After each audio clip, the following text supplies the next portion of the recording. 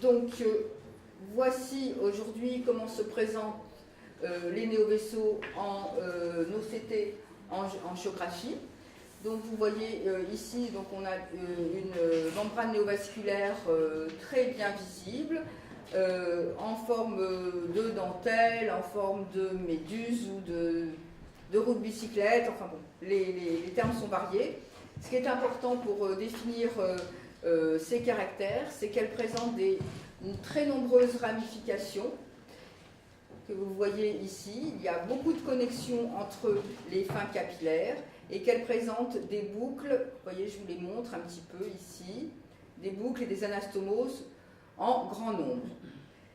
Comme vous le voyez, cette membrane néovasculaire est reliée par une arcade ici, une arcade périphérique périlésionnelle, que vous voyez très bien ici. Et c'est des critères qui signent l'activité de cette lésion. Donc les ramifications interconnectées, les boucles anastomoses et l'arcade périphérique. Si vous rappelez les temps moyens de l'ICG, vous avez cette arcade périphérique sur les membranes néovasculaires en ICG. Et c'est exactement le même signe que l'on retrouve ici.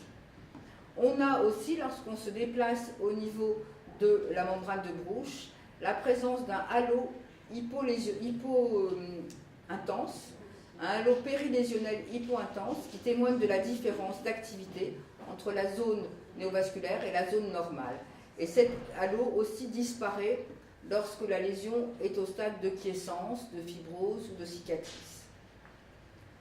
Donc c'est un aspect que vous voyez ici obtenu en Swab source. Vous avez ce type de représentation avec l'appareil qui utilise le Swab source OCT et qui utilise comme algorithme le full spectrum, où vous avez donc le lit capillaire superficiel, le lit capillaire profond. Bonjour. La zone avasculaire où vous voyez donc l'hypersignal anormal. Donc là, il n'y a plus aucun vaisseau qui se projette, on a juste la membrane. C'est très joli pour faire le diagnostic, mais je trouve qu'on est un peu perdu, on n'a pas les rapports, on ne sait pas très bien où on est, mais enfin, c'est une image où on a un hypersignal pur. Et ici, au niveau donc de la choriocapillaire capillaire, on voit apparaître la membrane néovasculaire. Et cet aspect d'OCT en géographie est associé à un aspect en OCTB. Et on peut faire donc varier l'épaisseur de la segmentation et l'endroit où se met la segmentation très facilement en cliquant dessus et en balayant. Vous avez ici la possibilité d'avoir un cliché en face et vous avez un vrai cliché couleur où vous voyez donc la présence d'hémorragie. Donc on a énormément d'informations sur une seule image. Bien sûr, on peut rajouter l'angiographie à la fluorescéine, peut-être pas dans ce cas-là, mais dans des cas où on a besoin de plus, cet appareil de Swab source OCT angiographie permet aussi de réaliser une angiographie à la fluorescéine.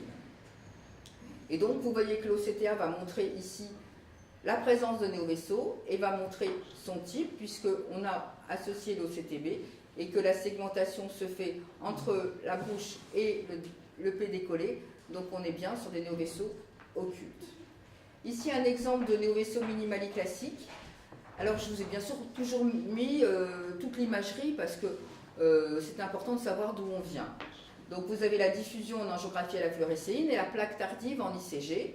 Et l'OCTA va montrer ici donc les néovaisseaux de type 2 dits visibles en angiographie à la fluorescéine. Et quand on descend la segmentation, on voit apparaître aussi les néovaisseaux dits occultes en angiographie, dont on voyait la présence sur le temps tardif de l'ICG.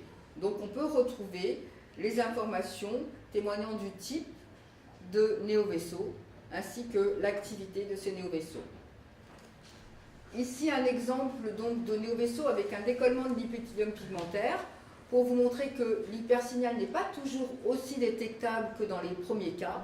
Lorsque le décollement de l'épithélium pigmentaire est important, on peut avoir du mal à visualiser l'hypersignal des néovaisseaux et ça dépend du type d'appareil. Les appareils qui donnent des résultats plus ou moins performants et c'est un petit peu à chacun de choisir quel appareil, quel instrument il se sent le mieux pour l'utiliser en quotidien. Et donc voici un exemple où vous avez un hypersignal ici, donc qui est beaucoup moins flagrant que l'hypersignal que vous aviez dans les néovaisseaux préépithéliaux, mais que l'on retrouve tout à fait visible sur cette segmentation. Un exemple maintenant de néovaisseau lié à une anastomose choriorétinienne. Au-dessus, c'est l'œil adelphe du patient. Et en dessous, donc, vous avez ces coupes où on a une anastomose. Et donc, comme vous voyez, lit capillaire superficiel profond, zone avasculaire. Vous voyez qu'ici, il y a un hypersignal. Et au niveau de la coupe, au niveau de la choriocapillaire, on retrouve un tout petit bouquet, une touffe, comme l'a décrite l'équipe de Créteil, ici, visible, qui est difficile à retrouver. Je pense que tout le monde est d'accord. Il est difficile de se dire ça, c'est une anastomose choriorétinienne. Et donc, il faut s'aider de l'OCTB que vous avez ici. Et vous voyez, l'OCTB va montrer les logètes et va montrer le passage intrarétinien des néovaisseaux. Vous voyez que le flux est ici colorisé et donc va nous permettre de localiser exactement où se trouve l'anastomose et va nous confirmer le diagnostic. Il faut toujours s'aider du flux, de la colorisation du flux que l'on a en OCTB. Avec cet appareil, c'est très facile. Avec l'appareil de split spectrum, c'est très facile. Et avec l'OCT full spectrum en spectral domaine, il n'est pas colorisé pour l'instant, mais le flux va être bientôt, il va y avoir de la couleur dessus et on aura aussi la même facilité à avoir les informations. Voilà, en agrandissant l'image.